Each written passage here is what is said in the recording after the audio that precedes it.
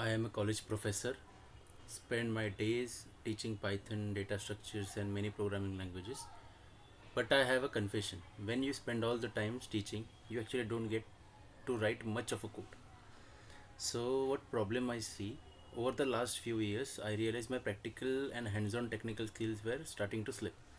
The industry is moving in incredibly fast pace, especially with the Gen AI, and I knew I need to catch up.